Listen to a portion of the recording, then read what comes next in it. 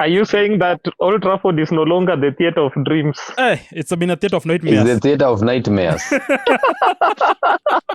Yesterday, you saw what they were saying yesterday. Yesterday, it could have ended very bad. And you can imagine having 10 people and conceding 2 goals, and you have against 10 people. It could be worse. It could have been worse, you know. But okay. So them winning that game, I think it is better. So it's a theater of nightmares right now. It could have been better if Manchester could have lost that game. Okay. So, haters. yeah, it could have been better. And even for you, it could have been better for you if you could have lost that game. So, like mathematic wise, still Arsenal can win the league. True.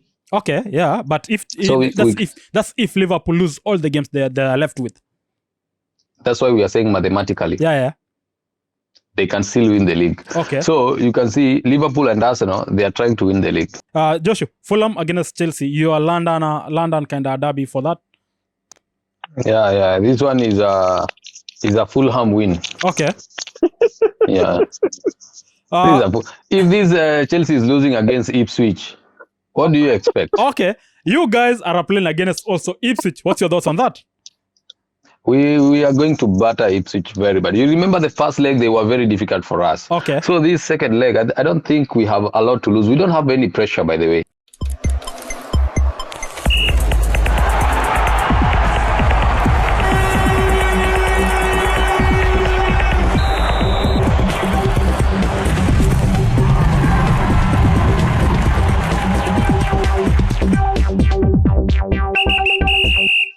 Hello guys, welcome again to another week of the Triple Cup Show. A very nice weekend, a long weekend. Thankful. Okay, previously we had a very nice weekend. Thankful to our Muslim brothers. Thanks for the Eid. And then this week, also we do have a very nice long weekend. Thanks to our Christian brothers. So happy Friday for all those Christians who are celebrating it, and an early happy Easter to all of you, our listeners and our watchers. So a big thanks to all of you for giving us a nice kind of break. And who else to join us on this episode? Unfortunately, man, today I think I'm overpowered. I do have the whole Arsenal boys in the house. So one end, we start with the lost son, who comes and goes once in a while. Man like Brayo, what's up, G? What's up? Great to be here. Okay. Okay, on the other side, man, I'm joined with man like Joshua, an Arsenal guy as always also. What's up, man? What's up, man? So, talking point this week has been a good week, cause many football, EPL wise, Champions League wise, European, the European kind of side, we do have a nice fixtures. Fortunately for those who got us on, we had a stream where Madrid were playing against Arsenal, which I know it's a point we should have, and we'll have to talk about it as the pod progresses. And then Manchester United doing the Manchester United thing. I don't know. So let's start with the early game. Man like Brayo, for the first time, you don't post status at 12 o'clock midnight. 12 o'clock midnight. You are always asleep. What happened? No, the status posted itself automatically. A picture. And... Wait. Let me get this clear. A picture went on your mobile, downloaded a photo of the scores after the Arsenal game, and posted it itself. Which phone are you using? or what technology are you using? Yeah, that is to confirm to you that the victory at Bernabeu was a moment to celebrate. It is such moments, you have them once in a blue moon. And as an Arsenal fan, I understand the impact of the feeling that comes by beating a great team like Madrid. Madrid are 15 times European champions. This is a team that goes every season. I mean, they don't end a season without a trophy. They are European conquerors. And despite us taking a 3-0 lead to Bernabeu, still it was not yet over, because historically, when you look at Madrid, they have been pulling surprise comebacks even when they are not expected. I remember not so long ago, I think when they were playing Chelsea in the was it in the quarterfinals in 2021 or the season when they ended up winning the trophy after beating Liverpool in the finals. Chelsea were leading. No, I'm confusing. It was actually Man City. By 89th minute, Man City was up, and it was obvious to every football fan and everybody who was watching that this was over for Madrid, until Jose Lu did what any Real Madrid player will do when they are playing in such crucial matches. Within 3 minutes, 2 goals were scored, and that's how City were bundled out of the competition. So I expected it was going to be tough for Arsenal, but it happened differently. Okay. So okay. It was worth the celebration. Okay. To the other guy who he went.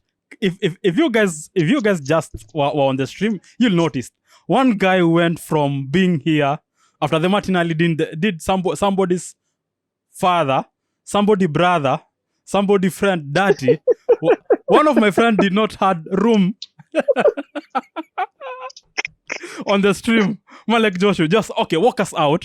After the Saka did his thing, it went south. He came back and confirmed what he was supposed to do or what he was trying to do.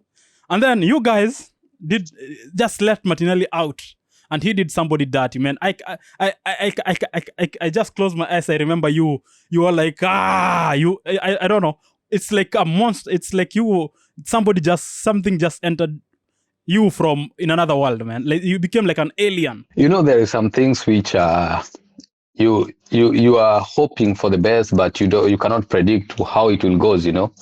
And even though we won first leg 3-0, it was a spectacular win because most of the Arsenal fans, if you could have asked them, they didn't say that we took a clean sheet, but they usually say that we can win that game, the first leg, but maybe a 2-1 win, or maybe nobody was saying about 3. But when we won 3-0, it gave us confidence that we can go there in Madrid and either take a draw, because statistically, we have not been conceding more than 3 goals for so many games. So we expected we shall proceed through, but also, you know, in your mind, you still have those kind of memories that we have seen Real Madrid coming back from a losing position. I saw Saka took that ball and I knew Saka will score, because I don't have a doubt that Saka cannot score.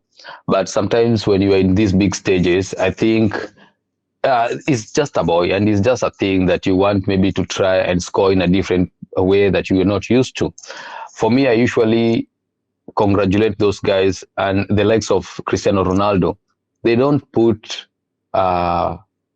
fantasy on penalty. They just shoot the ball, you know. They shoot each and every time the same way. The likes of Bruno Fernandes, the likes of Jorginho, the way they usually take a penalty is the same. They don't come and try to do the Penenka or stuff like that. It really worked so bad. You remember when even Thierry Henry, it was Thierry Henry and another player. And it was Pires, I think it was Thierry Henry and Robert Pires. They tried to take a penalty, and it was in Champions League. And you remember the Messi and Suarez way, like you take a penalty, instead of shooting, you pass the ball. You give a pass, yeah. Yes, but also that time it was a disaster. So when you take a penalty, just score a penalty. Don't put so many. Just shoot the way you usually shoot. He have done that 90%. He has been scoring, but doing a Panenka, I've never seen Saka doing a Panenka before. Hey man, if you're playing Bernabeu, I think he was like, let me show you guys. I'll give you the 100. I think, I think the confidence that Saka had, that one did not come from him crumbling. It came from him. He had confidence in him that I can do this and score, and that's what helped him a lot. After missing that penalty, you saw the likes of Declan Rice, the likes of somebody like Martin Odegaard. They came to him and told him, "Oh yeah, just move on. This is just a bend. It's not the end. We still have time." And let me tell you, that small number of people With you could hear the loud noise that it was coming from there. You will think it's Real Madrid, and it was Arsenal. Okay. They really did us good because we were at the top there. So the noise was hitting the floor there up and coming down. Okay. And we were very happy when we see them crumbling. And we were talking the other time, and we say with Samba, we said that for Arsenal to prevail, they must go there without emotions. They might make sure their discipline is top notch, and that's what he did. You can see what Carvajal, and it's not on the pitch. You can see what he did to Saka. I think you saw what Jude Bellingham did to Declan Rice. Declan Rice did respond, didn't react, because that's what Real Madrid wanted. And you can see what somebody like still Jude Bellingham did to Julian Timber. They didn't react. They had a game plan. They had a game plan when they came to Bernabeu, and they executed that game plan, and they won. Okay. I think Madrid didn't have any game plan when they came. They just expected miracles and remontada, whatever it is, and crossing the roof. Okay. It really worked very bad for them. Okay, we'll come about the remontada because we have the real remontada here. So let us finish first the Champions League. The other game, it was Villa against PSG, which for me, I was like, you know what? I think this is the best game. I think Villa gonna come back. After all they played, I was like, Villa is a must. They're gonna come back. But unfortunately, I think Asensio was playing against them instead of playing for them. That's what you guys ended up saying, because how he left. Okay, let's start with the EPL on the weekend. He lost penalties, yeah, and then they bring him to this time. He was left with an open option where he could just maybe chip or do something. Which, if they won that ball, it could be a different issue now. It could be a different scenario. But he did what he did. Unfortunately. The other side, it was Bayern Munich versus Inter Milan. Most guys were like, okay, I think Bayern have more option or more likely of proceeding than Inter, because that's what. But parallelly, we were watching also the Inter game while we were watching the Real. While for me, I was like, the goals which Inter they are doing, man, how they were giving it 100%, man, it was beautiful to watch. It was one also another game which was full of emotion, full of everything to give, which it was so good on that end. But the peak of the moment yesterday, on that game still, haters, hate watchers. Everybody has his dose in this kind of a 3, 4, 5 days period. Because I was hate watching the Aston Villa game, because you guys were out here saying, Manchester United, blah, blah, blah, that's why Rashford is Rashford. But see him in Villa, he's good. I was hate watching for Arsenal because I want them to be beaten since I was supporting Madrid. But yesterday, all the eyes were like, you know what? After Manchester United, we won two goals, early goals. And second half, things started to go sideways. It was like, okay, now haters have changed, or they have, now even we had to see more guys watching the game or coming to see the game, because we already two goals down. Now it's 3 goals down, 4 goals down. And everybody was like, you know what? Manchester United, things are going south than what we expected, and that's what we saw. So on your side, you being a hate watcher for that, how did you feel seeing Manchester United doing their remontada?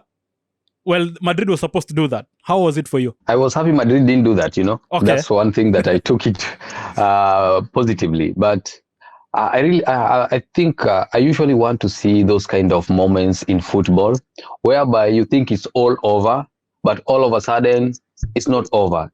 It's coming back. So when we see Manchester United were 2-0 up, and they were done dirty, and this team came back and it was leading, and in 79th minute we knew that it's over. It's over. Practically it's over, because even after they got a red card, they still thrash you 2 goals. Yeah. So we knew from that point the game is over. So for them coming back, the likes of Maguire, the likes of Kobe Mainoo coming back and reignite the spirit that they had in the first half, them conquering that period and that moment is something that usually makes people, makes you wonder when somebody asks you what is that fun thing that you see in football, because you keep on talking about football. And those are the moments. Okay. Those are the specific time and moments that make you wish you could be seeing this one forever. Because football, we usually say in our language, mpira hudunda. Okay. Like every minute counts on football. Yeah. So when you're playing a team like Real Madrid, you know that you will know that you have won the game when the last whistle is blown. The same which applied to Manchester United.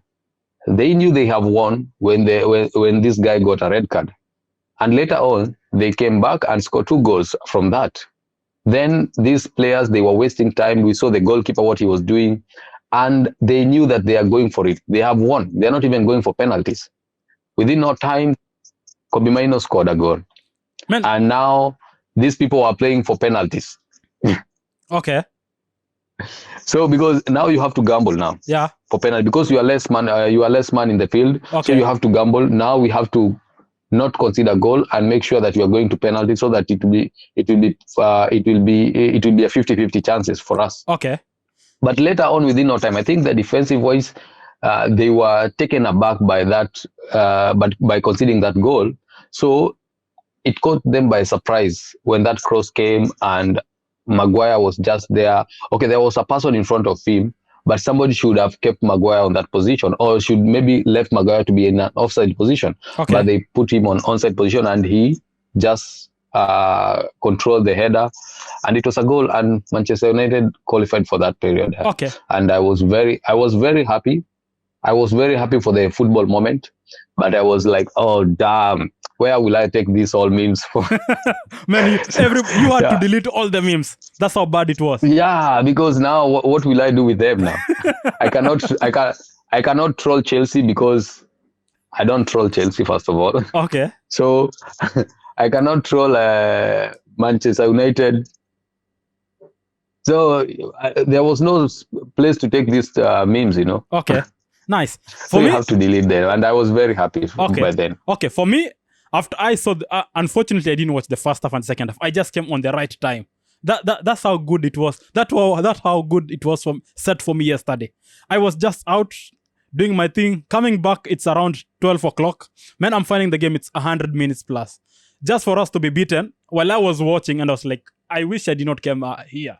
Then second half part of the game came. I was like, okay, we got the Bruno ball, and I was like, okay, that's a penalty. After that, I was like, there is just something happening. And then, lucky enough, it's the Madrid guy who gave the 2 passes to finish the game. Casemiro, he was the guy who gave the pass to Kobe Mainoo, which was a very beautiful one. Mainoo did that thing. Ask Liverpool, they know what happened to them. Ask Wolves, they know also what that leg did to them, which was brilliant.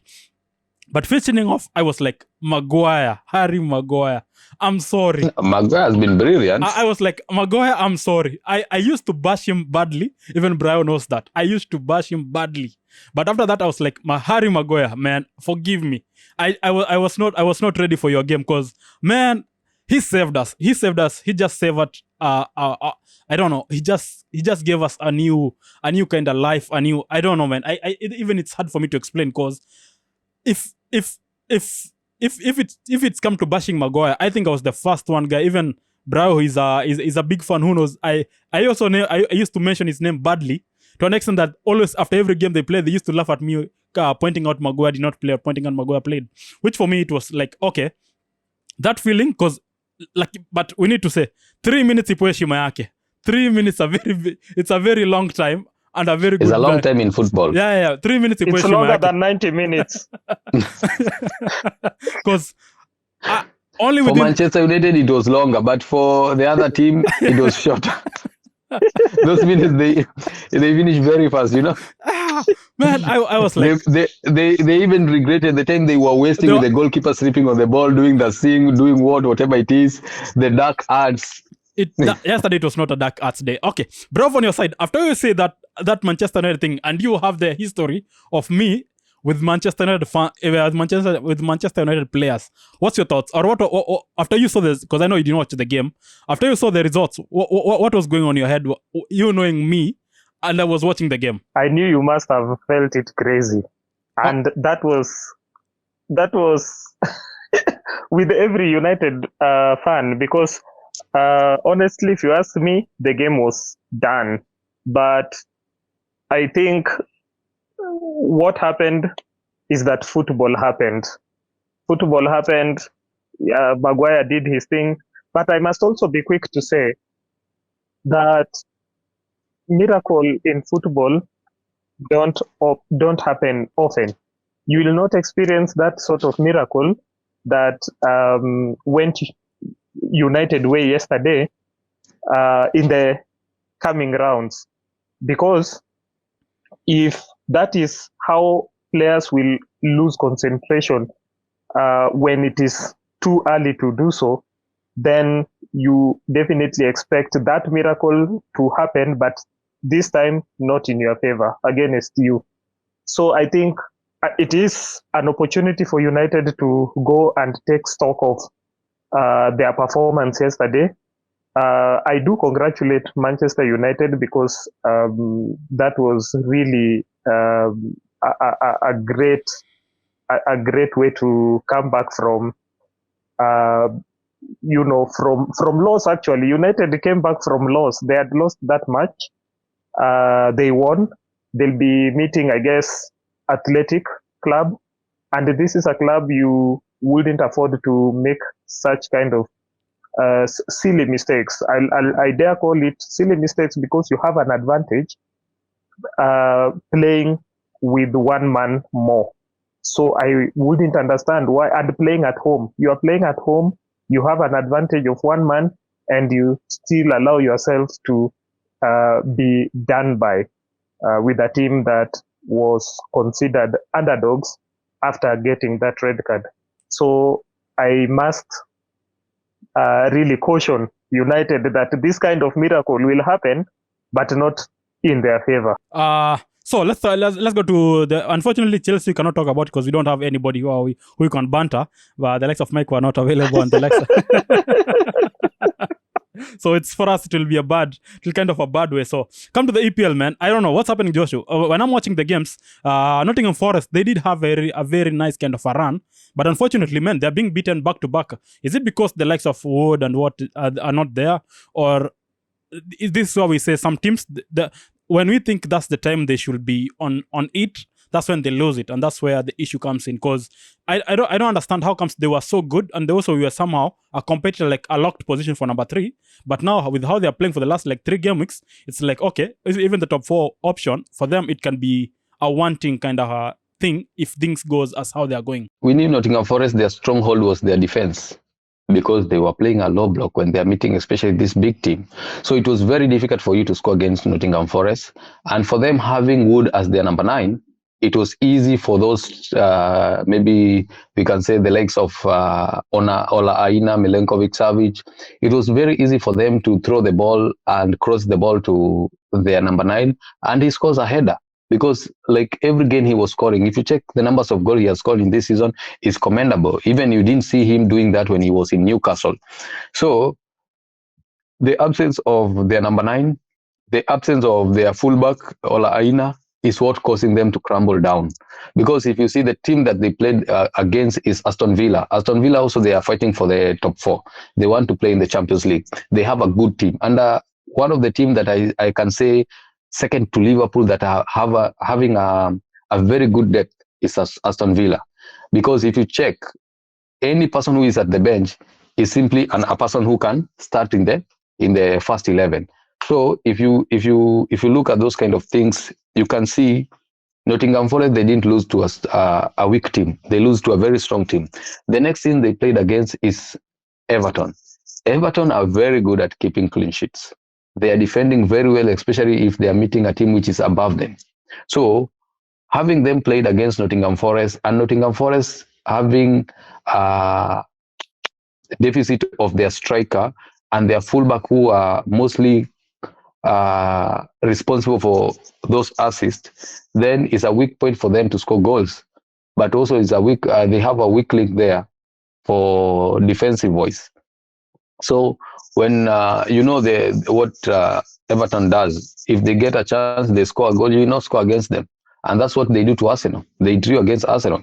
And you can imagine Everton were playing number 1, they played number 2, they played number 3.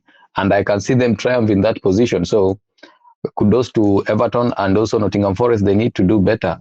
They need to make sure that they are putting all their player in check, because if they crumble now, they will lose even that position they are holding right now. Because I want to see them in Champions League, and that is the beauty of Premier League. there is no permanent clubs that you will see in Champions League every now and then. Some there is, but you will see some changes each and every time. Last it was Newcastle, now it was Aston Villa, and next we want to see Nottingham Forest. I really want to see them there. Okay, I don't know, Brayo. You also being one of those guys who don't fancy that much about Man City, but watching out on the weekend, them beating Crystal Palace 5 goals, and then it has been a very rough week for Crystal Palace in one way, and still also they do have a double game week this time. What's your thoughts when you see Man City now coming back? Because we know previously we did know Man City, like the first kind of fixtures of the season, they are not that good as they are. Okay, being that good is not one of their thing. But once the second part of the season starts, that's when we do see the best Man City playing. So us seeing them doing the 5 goals on the weekend against Crystal Palace, and keeping in mind the likes of Haaland, which you know is the goal beast, was not there, and yet he came in with the boys. Doku just played a few minutes. Foden was not anywhere to be seen.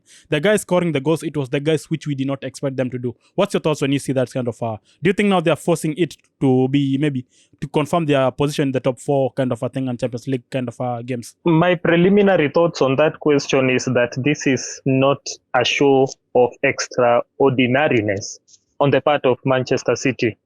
I hold, as I often do, that you don't judge a team, you don't judge progress of a team based on 1 or 2 matches. City have, for most part of this season, been underperforming.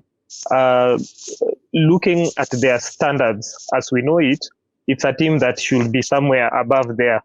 A team that should not be struggling to get those points or to get goals. Now that they got the goals against Crystal Palace, and they have performed well in the last 2 matches against Brighton and Crystal Palace. For me, those are 2 teams which have not also been really convincing in the recent games, and so I will say it is too late to declare City as having returned to its glorious days. It's either too early. Actually, it's too early, but too late in the season. If we are to conclude that City has really rediscovered their previous form, then that would have to wait until next season.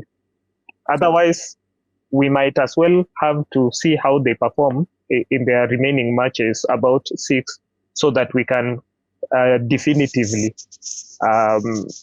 say that actually we are seeing some positive changes in City based on how they used to perform in the past vis-a-vis how they are performing at the moment. So Crystal Palace and Brighton shouldn't, in my view, be used as the basis to consider Man City as having regained its lost consistency. Okay, nice. Other team, which is Newcastle, have you said about it? Joshua talked about it. Newcastle, man, for the period of less than 5 days, those guys banged in 10 goals. First of all, it's against Manchester United, which it was so bad. The other time it was the first game Manchester United against us, which they banged 4-1, and then they play against Crystal Palace where they banged them 5 clean goals. And then keeping in mind, someone like an Isak was not the one scoring the goals, but the likes of Jacob Murphy, he was the first one doing it.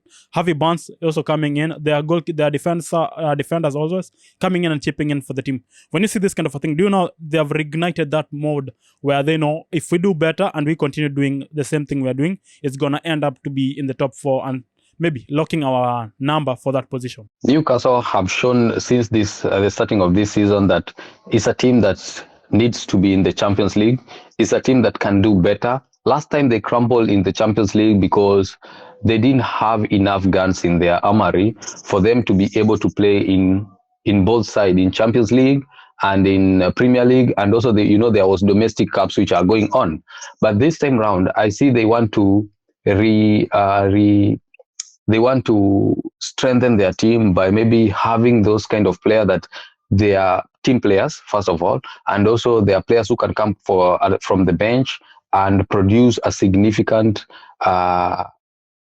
gameplay which maybe can complement another player who was on the field and maybe get subbed. And this is the place where most of the team need to have those kind of player. You can see it's happening to a team like Aston Villa. They have started very early, even though maybe they have the like of Rashford as says you're on loan, but those are the players that they can make their loan to be permanent. And even if it's not that, they will be able to come to transfer in the summer and acquire those kind of players that they really need to strengthen their team from. So Newcastle, I think they have the money because you know who are the owners. And so far, if they qualify in Champions League, I think it will be a boost for them because in January, they didn't do much of transfer. So they still have money and also they're making profit from all their proceeding. It means that they are not in the verge of maybe breaching any PSR rules. So they can go in the summer, they can go huge in the summer and board players. And in case maybe they sell somebody like Isaac, they have rated him for 150 million. So if they sell somebody like that, they will be able to buy a player, maybe the likes of Rashford, and maybe boost their team. They have all it takes to have a very good team. Okay. So this one is not a surprise for me because we saw them started. It's only at the middle of the season they started crumbling. But right now they could be maybe number 3 or number 2 because they were even better than Arsenal. Okay. And even when we played against them, you saw how hard it was for us to play against them. Okay, nice. I don't know. Spurs is one team which I always say Spurs can be Spurs, doing their thing any day, anyhow. Because how are you being okay? It's not that I'm saying Wolves is a bad team, but how are you being beaten by Wolves 4-2? I don't understand. And then you come to play in the Europa, you win the game. So I'm like, what's happening with Spurs? Or what's I don't know how to explain it. How comes this? We sing 1 week their consistency is not like it's not yet there. Because 1 week they're playing 10 goals, 1 week the other week they're play. I don't know. It's hard for me to explain how Spurs play and when it comes to these games. Or what is Angie according to you thinking? Or what's his thoughts? I think I told you each and every time. Like I usually felt bad when somebody maybe compare us with Tottenham. Even sometimes the beef that Arsenal fans they have with Tottenham fans, sometimes it doesn't make any sense. The fact that they are in the same maybe vicinity, the same area in London, I think this is the only thing that they are having in common. But in play-wise, in maybe winning, in trophies, they are far much apart. Is world and the other one. So when you come to Spurs, you know, there is this name we usually say they are Spursy. So like even that time that you think they're supposed to be winning, you remember when Ange Postecoglou started to be a coach in Spurs, they had a very good run of 9 games, and later on they'll be losing games like no one's business. From number 1, you're finishing number 4. Even you're not even qualified to Champions League. So you can see, and the next time he said that in my second season, I usually win a trophy. Right now, they only have 1 trophy to win. Okay. And it's the Europa. Okay, Brayo, what's your thoughts on that? Is this Postecoglou's second season in Spurs? Yeah, it's the second season. So for me, on that side, I'm like, okay, if Spurs gonna try maybe to do a better thing, maybe I think something may cook, but till now I haven't seen yet. Like I'm not seeing it Spurs doing the Spursy thing yet, because I don't know, man. Because I expected a better kind of game from those kind of fixture, the Spurs kind of thing. Okay, man. I don't like the next kind of fixture. Do you think there's any kind of thing, Joshua, that may try maybe to ignite like a moment that we are waiting to see for the next on the kind of fixtures from these other games which are awaiting? Maybe there's one team that gonna maybe surprise us according to you. There is no much surprise that you are waiting now, but we're only expecting those relegated teams to be hanging around or to be swinging with those teams which maybe want to, because you can see, let's say, still like mathematic wise, still Arsenal can win the league, true? Okay, yeah, but if Liverpool lose all the games they are left with. That's why we are saying mathematically. Yeah. they can still win the league. Okay. So you can see Liverpool and Arsenal, they are trying to win the league. From number 10 to number 3, they are fighting for the European spots. Okay. Moving down, you'll see those teams which are trying to fight for relegation, like from number 15 to down. Okay. So every team has something to pray for in this league, apart from Manchester United. Like what are you praying for? Us? Europa. It's only Europa, man. No, you are in Europa, but in league there is nothing you're praying that's for. What I'm saying. You cannot be relegated. You cannot go to Champions. You cannot go to European unless you win Europa. So in league, the only team that their games doesn't matter is only Manchester United. Okay. Because even though they lose all the games, they will not be relegated. And even if they win all these games, they will not go in Champions. It's hard. No, not possible, man. So you can see how things are there for Manchester United and how things are there in the Premier League. Like every team, they are praying for something. The 4 teams from the league, from the bottom league, the 6 teams from the bottom league, they are praying to sustain themselves from relegation. So that one will change. The dynamic will change according to the team that you are playing against. And I'm hopeful that I will see some dramas happening in these games there will be not that much surprise, but we know there will be a lot of dramas. No, but Brown, do you think now it's that we can see that kind of scenario where maybe us will be seeing maybe a different maybe team coming from the bottom side, or a team between the top 5 maybe trying to make it happen for them to be to secure a spot in maybe European League or Champions League, or maybe having a better fixture from the rest?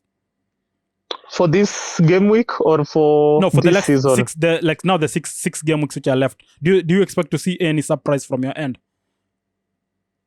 I wouldn't tell with certainty because I have not lately checked the standings so that I can predict based on the statistics of the points each team have garnered so far. But if you ask me, it wouldn't really be a question of surprise in terms of who will qualify for the European competition, but surprise in terms of a team winning a match that they were not expected to win. So those kind of surprises for me will always be there, and I don't see it any different in the match. Arsenal, for example, will be playing against Ipswich. I don't think we really care about how we will perform on Sunday. I don't think we really care so much because if it is a question of title, that one is, I believe we are resigned to that title going to Anfield. But for the sake of our reputation, we will just play our good game, and I wouldn't really be surprised if Ipswich manages to get a point from that match. Okay. So I wouldn't look at it in terms of European qualifications, but on a game-by-game basis. Okay. So nice. those surprises will be there. Okay. For like which team do you think maybe gonna pull up that one kind of a surprise that will be like, okay, I did not see this one coming? Which team do you think they have that mojo to do that now? Everton, after they got a new coach in Moyes. Everton seemed to have gained some stability, which was not there, and I expect to see some surprises from Everton this week. I understand they are going to play City. They'll be playing City. I expect it to be a difficult match. I expect a different Everton from the one we used to see during the time of Sean Dyke, the ones we used to see during the time of all those coaches that were there before Moyes. Okay. So right now, Everton for me is the team to watch. Okay, for me. Okay, living out for the EPL, we go to the a league which always keeps you ask yourself, is it a must I play this game? Because Champions League comes in, swipes out your players. EPL injuries here and there swipes out your player, and then you're left with a team which you cannot do anything. So it's a fantasy Premier League where this week the average points are 56 points. I don't know how our team performs. Mine, it was a brilliant one, even though it's a triple captainship, which paid off but did not pay off as I expected it to happen. Average point being 56, bashing. How do you think, man? And how did your team perform? As I go to the league confirming what is happening, because I know one body is doing better, but one person, I want to confirm how he's doing, because there's a time which he was on my neck with how many points he was scoring. I got 89 points, okay. And I already activated assistant coach. And so far, the assistant coach gave me 4 before, and this time 4. I think it's better than 0 or 2. 4 to 4. You remember what you did for me when I did my assistant captainship, man? No, remember, I have not finished. Whom have you assistant managed? Arteta. Is Arteta. Okay. He gave me 4, the first one, the second one 4, and the other one I have a triple double game week. So still I will be. It's okay. Still I will beat you as the assistant coach. It's okay. I don't have. I'm not arguing about it. So how did your team perform to the rest of the guys? So the rest of the guys, like, you remember last time we were talking about Aït-Nouri. Okay. And I told you the reason why I took Aït-Nouri in my team is because I know, despite the fact that he may not maybe keep a clean sheet, but I just take him because of his attacking threat. He gave me 14 points. Nobody saw this one coming. 14 is a lot of points. And it was against who? Spurs. Yeah. Spurs. So Spurs, I think, thankful for that. And another person who I didn't expect them to do this me dirty is somebody like Munoz. We expected him maybe the first game to win and the second game, but all of a sudden they conceded 5 goals. The first one, second goal, second game, 5. This is 10 goals. Yeah. He gave me -1. Another person is Vardiol. Vardiol also gave me 1 point because he conceded 2 goals. And so I expected somebody like Jota to perform very well, but he gave me 1 point, and I'm very furious because Ancelotti removed him 59th minute. Okay. Why should you do that to FPL managers? That 1 point is very important. Right now, I could be talking about 90 points. Now I'm talking about 89 points. You know, 89 points can move you from 1 position to maybe 100 position out. You know? Yeah, facts, man. Only 1 position, only 1 point. So I was very furious removing him 59. These people, they don't understand we are playing fantasy. They don't understand. Okay. I'm very angry about Ancelotti about this one. Okay. So another person is Mohamed Salah. Most of the people expected Salah to perform, but he did not perform according to what we know Salah. 6 points is not enough for Mohamed Salah because he only assisted in that game and kept a clean sheet 1 point.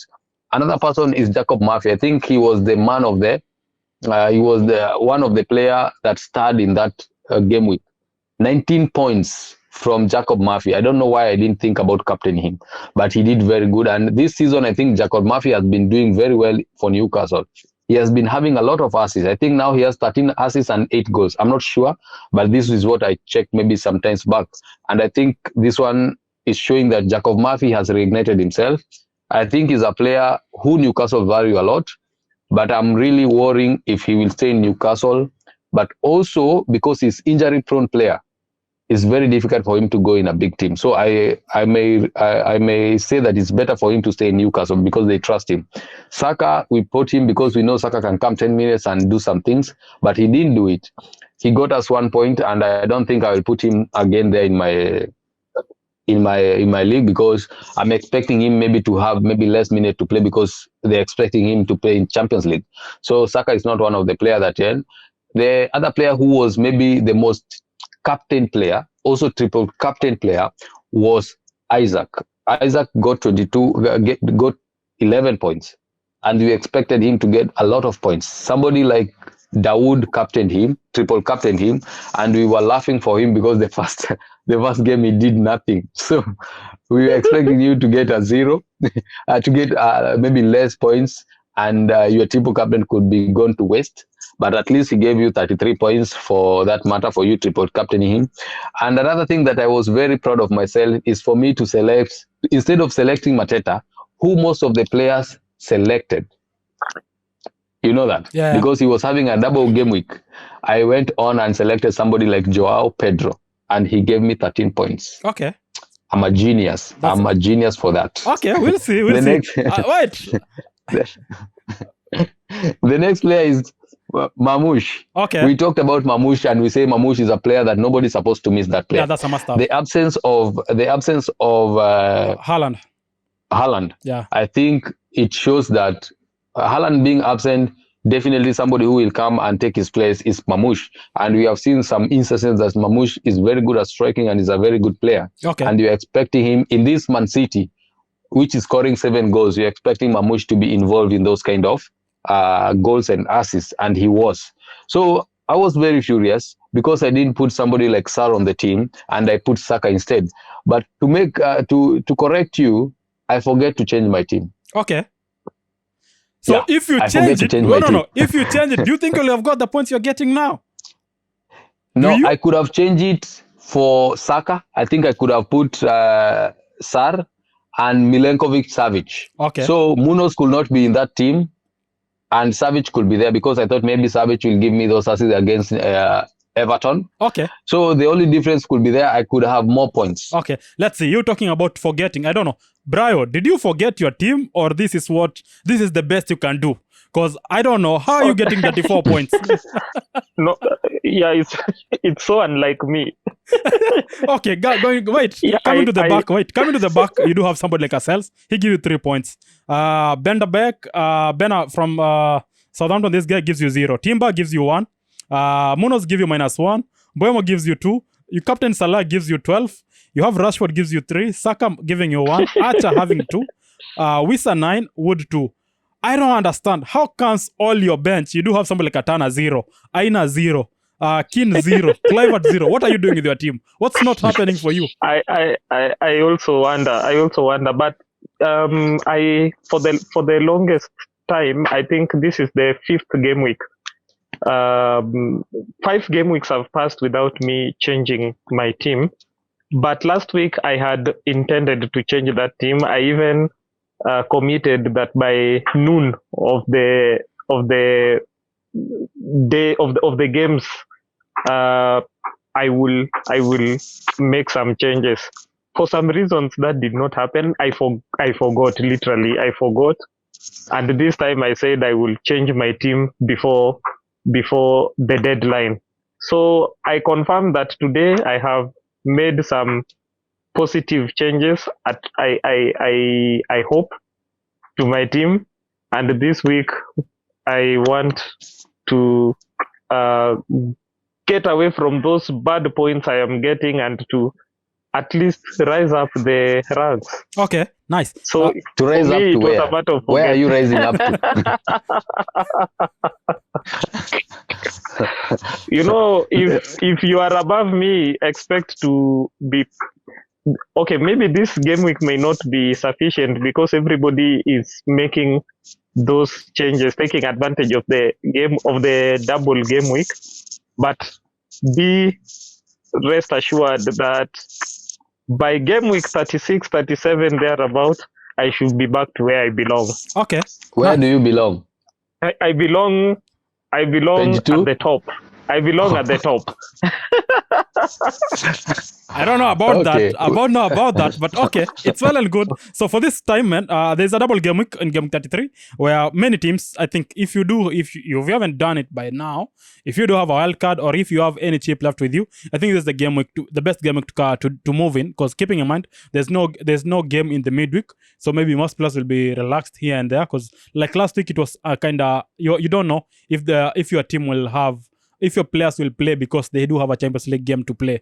But now, team like Crystal Palace, also they still have another double game week. Arsenal, they do have a double game week. Man City do have a double game week. And Aston Villa, also they do have a double game week. Which for me, I'm thinking, okay, these are right.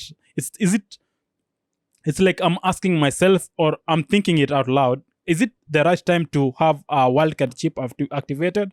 Is it the best time to have a triple captain chip activated? Or is it a best time to have your free hitting team activated? Because for me, I'm like, I think this is the right time to use that chip, because Brayo on your team, because if you do have a wildcard or you have a free hit, I think you can actualize it by doing a game, going for those Arsenals and those kind of Crystal Palace or Man City or the Villa kind of players for you. Or what's your thoughts? Are you going, or what's your thoughts? Because you are the guy who's dragging in the points kind of scene for you. I agree with you that this is the time we should, or any FPL player who has not used their chips, it's time for them to use those chips, because we are only left with about 6, if I am not wrong, 6 matches to go. And if you are preserving those chips, I don't know what you will be preserving them for, because this is possibly the last double game week we are having before the season ends. So for me, I have 3 chips, 4 to be precise, and I'll be playing free hit in this double game week, and then plan for the remaining 3. I think there are 3. Yeah, the remaining 3 for the coming game weeks. So for any FPL player who is struggling getting points, and they have those chips which if they use will lift them up, this is the time to use. If you don't use your chips, be advised that they will not be carried to the next season. Okay. So you either use it now, or they expire and you stay down there. Okay. Joshua, you being another manager who always you're thinking cycles like, okay, when I'm planning a player, I'm going to go for a player who has 60 minutes plus. So when you check this kind of fixture, do you think there are those players that you are sure they'll give you points, but the 60 mark point is what makes you like? Do you have those players that, if I don't expect them to play 60, but if they play 60 and this kind of a fixture, I think they're gonna help me out? Yeah, I have those kind of players like the likes of Aston Villa. But Aston Villa now, Unai, he's doing the Lorette that Pep used to do. So you cannot be so sure if somebody like Oli Watkins or Rashford will start. So it's very tricky for you to go to those kind of players. But them out. Oh, okay, them being out of Champions League now. Do you think now he has nothing to lose? He's gonna play them week in, week out? He gonna play them, but who gonna play? Okay. They cannot play same time. Okay. So still is very difficult here.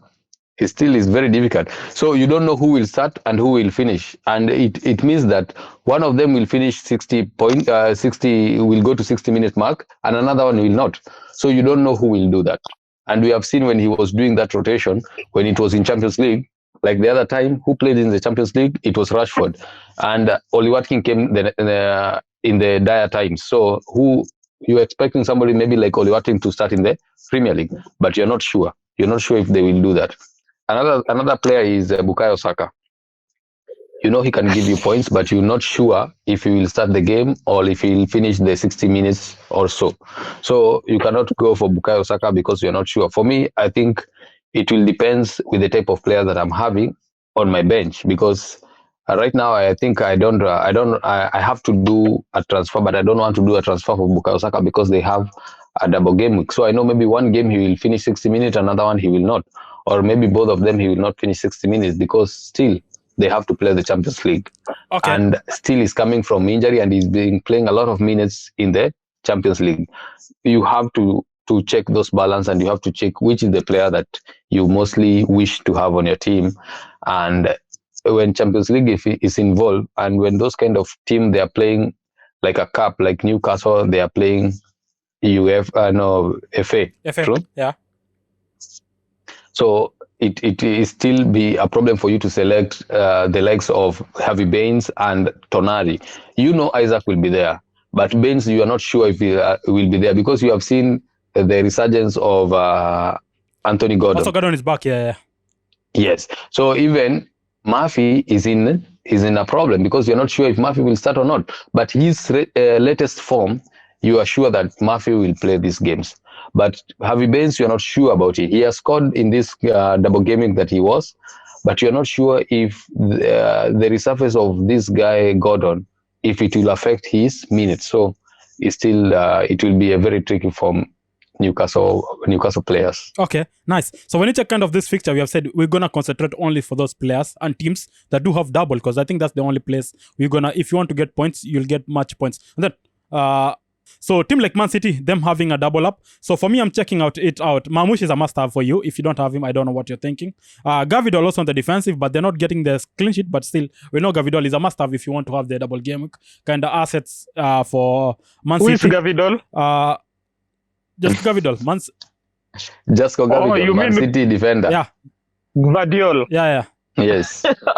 Okay. But the other side, we have somebody like a KDB. We do have a Foden, we do have a Savinho, and we have a Martinelli. What's your thoughts, Joshua, when you check this Man-City kind of, or Brayo, what's your thoughts when you check this kind of a Man-City assets? Leave alone the Marmoush and Gavidol on the kind of affair of the players. These other ones, the KDB, the Fodens. What's your thoughts? The Doku also. Foden, this season has not been the best for Foden. KDB, maybe he'll perform.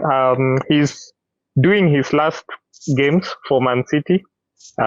Because I understand he'll be moving to Middle East.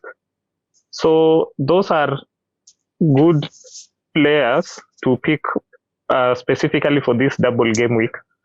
But you also don't want to bank so much on certain. You want to, at the end of the day, you can only have a maximum of 3 players from any team. And that would be, for me, just focus on Marmoush, and the other 2, maybe Gvardiol for defender, and if you must have any other player from City, then you can go with a player who is a regular in Man-City games, and that might perhaps be KDB. Okay. Yeah. Otherwise, I wouldn't really be. I will struggle. I am at difficulty pointing out any other player you would include in Man-City, because Man-City as a team is just not playing good. Okay. Yeah, but for purposes of rescuing their season, you expect them to pull. Okay, they may be defeated.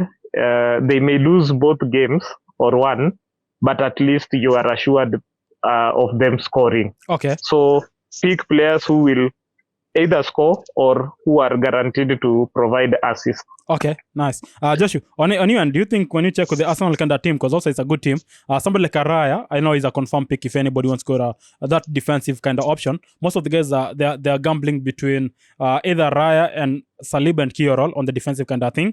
And also when it comes to the midfield, that's when I think there's a hard bone to chew for us, because we do have somebody like a Saka, which we are not yet, but we know if Saka is there, we do have that thing. We know Saka is Saka, but also now Merino, he's a midfielder, but he plays as a front.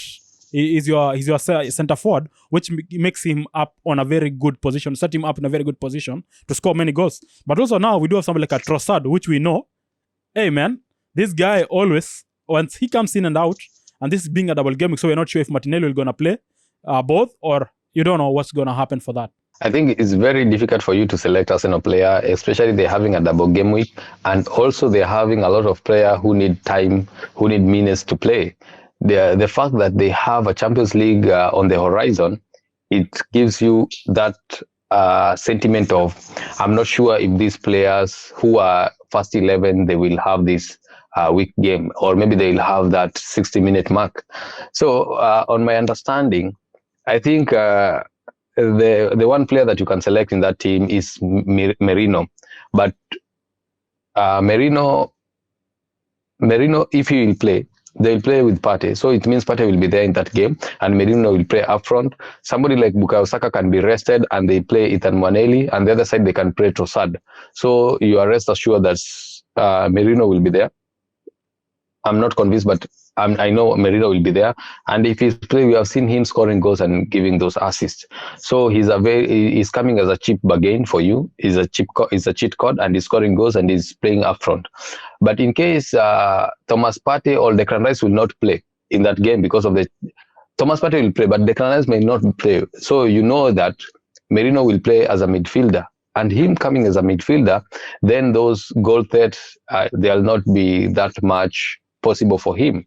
But as he's playing as a midfielder, I think he'll play in number 8 position. And still, he will maybe be moving with the ball as Declan Rice does. And that one can give you an edge for you to select him because he might get those assists and maybe goals. Okay. So if I'm talking about a midfield to select from Arsenal player, the only possible thing that I see, if they wanted to rest Rice for these games, I think it's Mikel Merino who will be given those minutes. Okay, for me also, when I check the other side, it's a team like Aston Villa, where Villa, I think for me, Martinelli is a must-have if you don't want to go to Raya, but which I think is the best option in one way or another. But if you cannot do one of those, I think somebody like Martinez is a good option. Also, we cannot forget Rodgers. I think we have seen him starting is not an issue for them. He's gonna start in any way or another. And then now, but the problem is now I'm being left with like 4 players, which I don't know what to do with them. Somebody like a Rashford, I don't know. Somebody like Asensio also, I don't know if he's gonna start.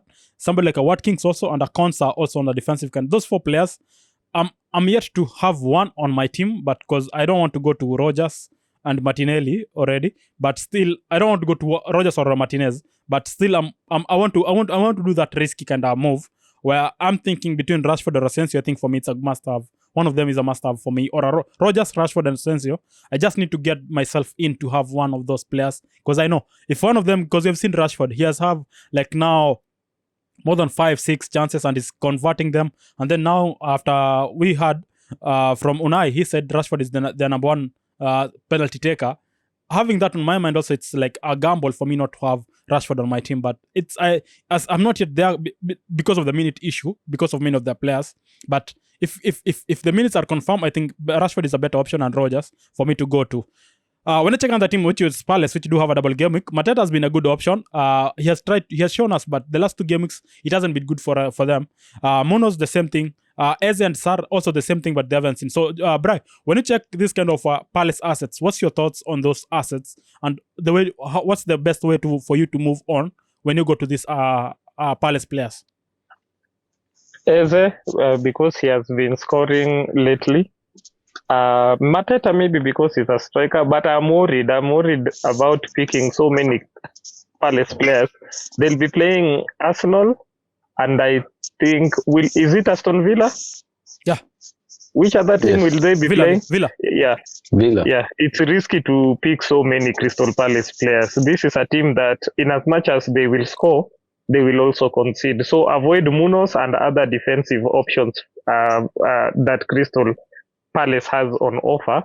And if you must pick a player from Crystal Palace, then maybe that could be Eze and Mateta.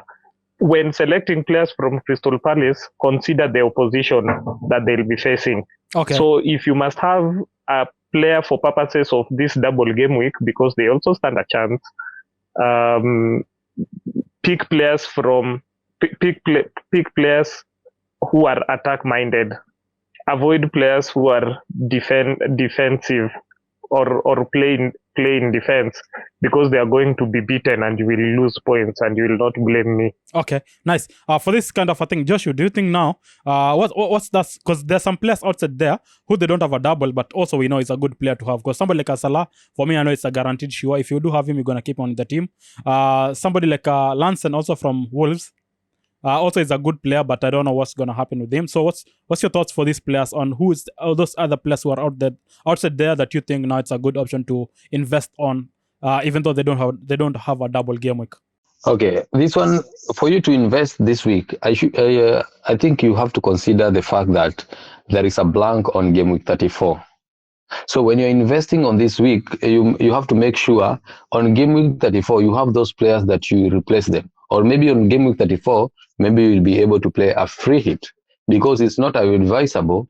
You play right now you play a wild card, and you're going to have those players who maybe will be blanked, then you'll be forced to play a free hit on game week 34. So if you have to do that, it's up to you.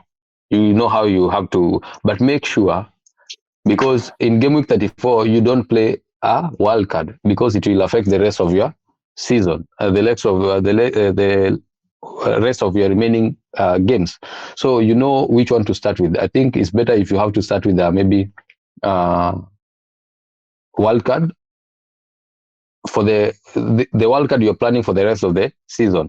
Then on the game week 34, you have to play a free hit because it will have to reset itself after you finish the game week 34. So you have to look to these scenarios and be able to select the players that you have. In case you are a person like me who doesn't have those kind of chips, you have to make sure that you are planning, because I was planning for this game week. Then I was maybe conserving my what do you call this one? My transfer. My transfer. I was conserving my transfer so that I'll be able to maybe accumulate maybe 3 transfer to be able to use them on game week 34. And I know they will affect me because most of the players that I will have to remove, they are the players that I will need to have them. But I have done my things and I see, yes, I'll have to maybe take a strike or maybe to leave one player to be ranked like a goalkeeper because I don't want to lose my goalkeeper, Israel. And also Anderson is there.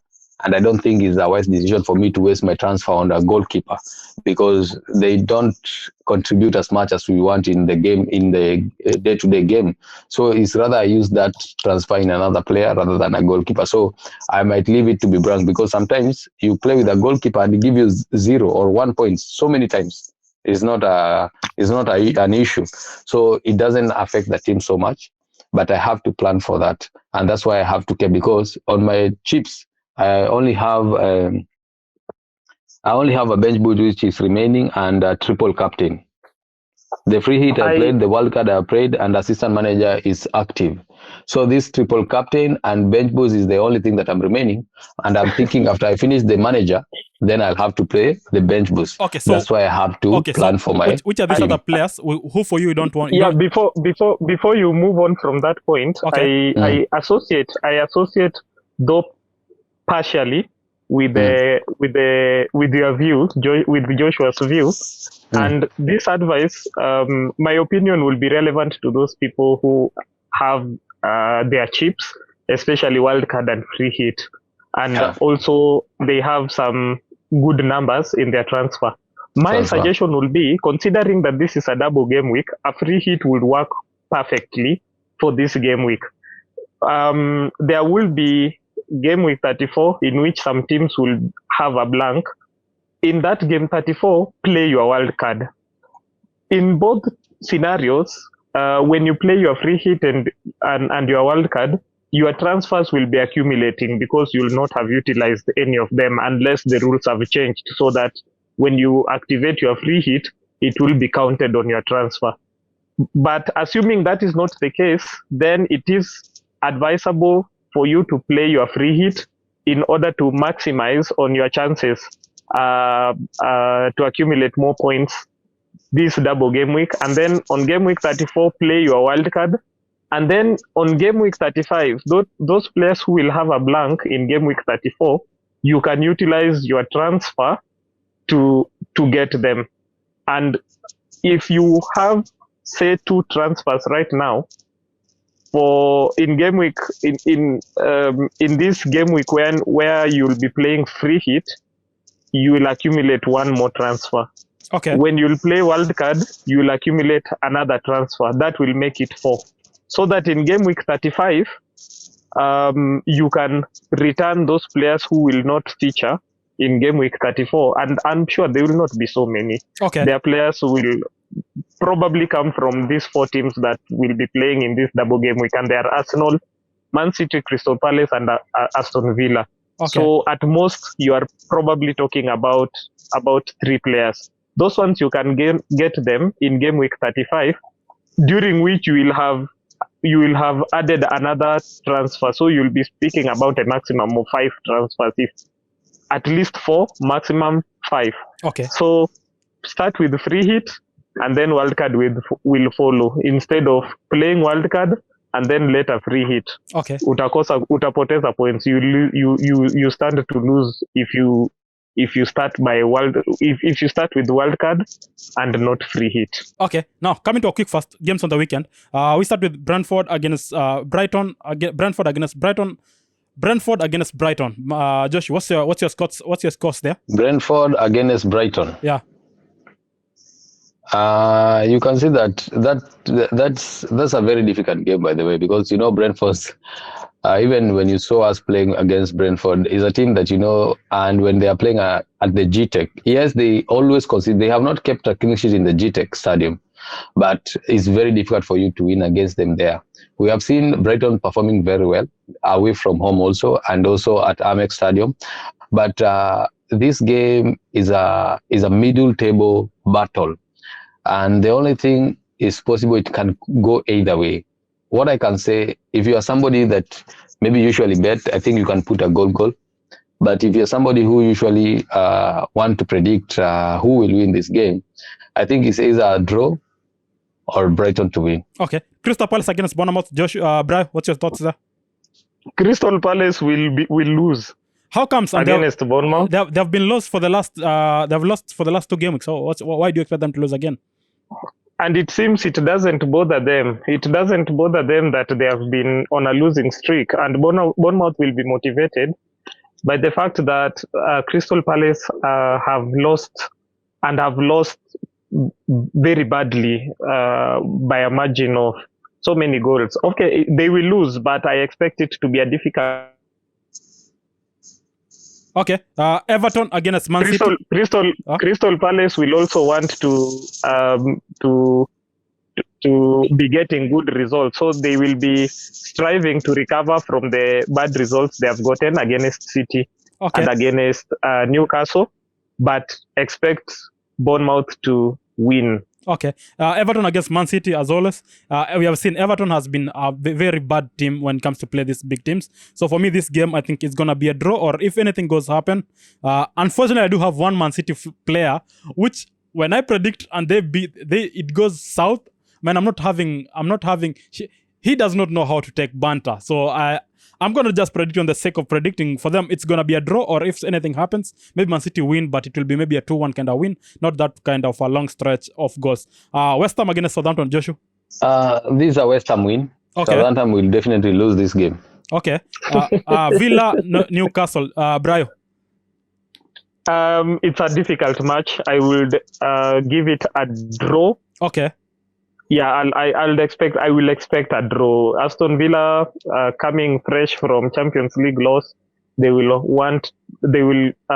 ensure that they put all the strength because this is a team that wants to play in next season's Champions League, and Newcastle is also a team that is on fire. So it's a battle of 2 determined teams. Okay. And I expect a draw. Okay. Joshua, Fulham against Chelsea. You are London kind of derby for that. Yeah. This one is a Fulham win. Okay. Yeah. If this Chelsea is losing against Ipswich, what do you expect? Okay. You guys are playing against also Ipswich. What's your thoughts on that? We are going to batter Ipswich very bad. You remember the first leg, they were very difficult for us. Okay. So this second leg, I don't think we have a lot to lose. We don't have any pressure, by the way. Fine. And it make it as easy because, I told you last time, the team which are difficult for us to beat is the team which are playing low blocks. And you know very well, Ipswich doesn't play a low block. It's an attacking team. Okay. And that's where our strength is. And we'll dismantle them badly. Okay. Manchester United playing against Wolves. After they win yesterday, Wolves will win. That's what I'm saying. After they win yesterday, I know those boys are spoiled as hell. They are spoiled as hell. Their mind will not be on that game. So if we manage to get a draw, it will be a good game. But for me, I don't see. Because I'm sure those boys, there's nothing playing in their head, like they just have that happiness of winning that game. Those boys, I'm 100% sure they are spoiled as hell. If we get a draw, it will be good. And then also it's on Old Trafford, and we have seen the last 4 games for Wolves, they have managed to win all the games which they have played. So for me, I'm like, okay, if things goes nice A draw is good, but I don't expect us winning that game.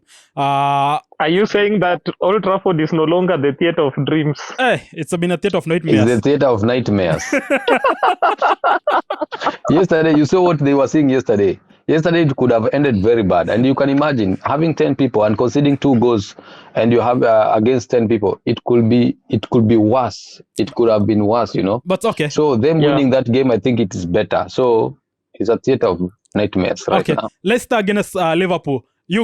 For me, I'm like Leicester, man. They've been receiving their whips. So Liverpool for this game, for me to win, maybe with a goal of 3 goals and above, because also they want to move far away from you guys so that they will not be on the trying to chase for you guys, Arsenal and for the Arsenal kind of thing to get to reach near them. So for me, a clean win for Liverpool, maybe 2 goals and above. Spurs against Nottingham Forest, Brayo. I expect Nottingham Forest to win. Okay. Spurs has been having an inconsistent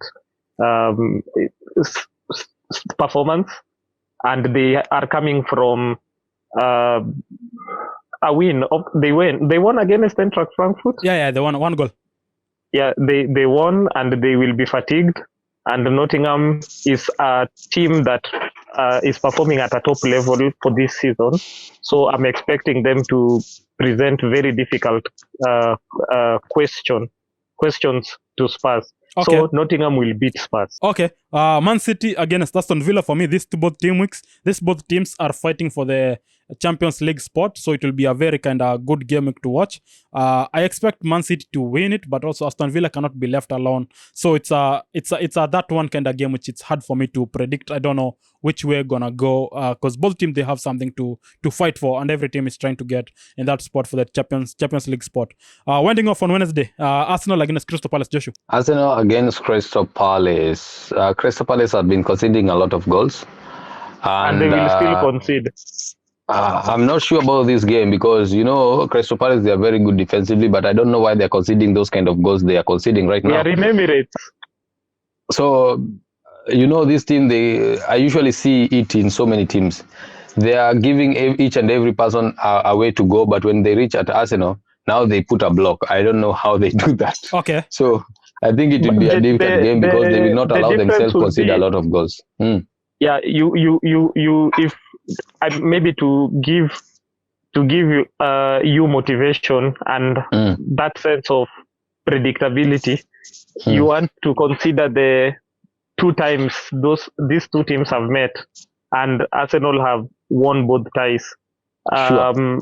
One was in Carabao, I think it was Carabao or FA Cup, which we are no longer playing, and then the other one was the first leg of the league. We won by a scoreline of, I think, 3. Yeah. Was it 3-0 or 2-0, if my memory serves me right? And that was at Selhurst Park. This time they are coming to Emirates, and they have a bad history of conceding goals, even where they are winning. So I expect a win for us. Okay. I think that's a little bit motivation for me. Okay. Yeah. Checking out on those kind of fixtures, for me, I'm thinking if you want to go for a captain, definitely you're gonna have a captain from a team which is double game week, which do have a double game week. So for me, my captain for now, if you want to, if I'm the bad luck man, so I'm sorry for many guys because Mamouche is locked in as my captain for this double game week. So I don't know, Joshua, who's your captain for this game? Triple captain Mamouche. Okay, Brayo. Yes, I am stuck between Mamouche and Saka. Okay. I may end up choosing Mamouche. Yeah, because I've seen many guys have said the thing why because also for me I'll go with Saka because that fixture looks better for me. But the thing is, I'm not yet sure if Saka gonna play the 60 minutes in both of the games. Having that thought in my mind, I better just risk it with Mamouche because I know at least for him it's guaranteed for the minutes for the most. Those 2 game weeks. So for me, I think, and then keeping in mind they have won 5 goals. So if they continue to that and he have maybe 2 goals, 1 assist in another game, it's much better points than having one player which maybe he may have 2 goals in one game and then that game he never plays. So that's why I'm stuck mostly with Mamouche and that thing. Yeah, my worry is that they are playing a team which is increasingly becoming difficult to score. Okay. Everton and Aston Villa. Fine. So he's a good option. You can captain him, but also considering there are so many permutations here. You have Saka, who is not a guarantee to play more than 60 minutes in both matches. And you also have Man City, which is playing teams that are presenting a formidable opposition in Everton and Aston Villa. So it's a delicate act of balance, and the decision is with the FPL manager. Okay, but ultimately, it is either Saka or Marmoush. But also, I'm thinking Mateta is a place to go to. But that thing, that thought of them losing for that kind of thing, I think that's the only worry. But I'm also thinking, Palace may try as much as possible to win their games, and them having a double gaming. Also, it's just if you throw him there, maybe it may pay off well. But I don't know if it will be a good from that. So, man, big shout out to all of you, man. It's been great having you guys, man. It's nice. Brayo, you always say we are always chasing you away with the schedule. So having you this week, it's been nice, man. Great to have you also, man. Yes, I'm also happy to be here today, and I know if you don't chase me, I'll also be there next week. Okay. And the weeks after. Okay. Joshua, man, this week has been good for you, man. So I'm sure you have good thoughts, and then having a holiday and this kind of thing. So it's a good one also for you, man. Happy Easter to all Christian brothers, and it could have been better if Manchester could have lost that game. Okay. Haters. Yeah, it could have been better. And even for you, it could have been better for you if you could have lost that game. So, wait a minute.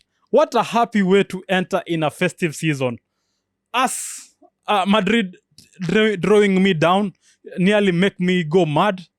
Manchester United nearly make me go mad, and then they come up with a good thing, and then having a holiday for an Easter. What a way to have an Easter for me, man. So, and also for the rest of my friends, listeners also, happy Easter also in advance. And man, it's been nice having you guys, man. Brayo, Joshua, man, it's been cool. Till next week, man. It's been nice. Adios. Don't forget, like, subscribe, and share, and tell a friend. Adios. Peace. We out.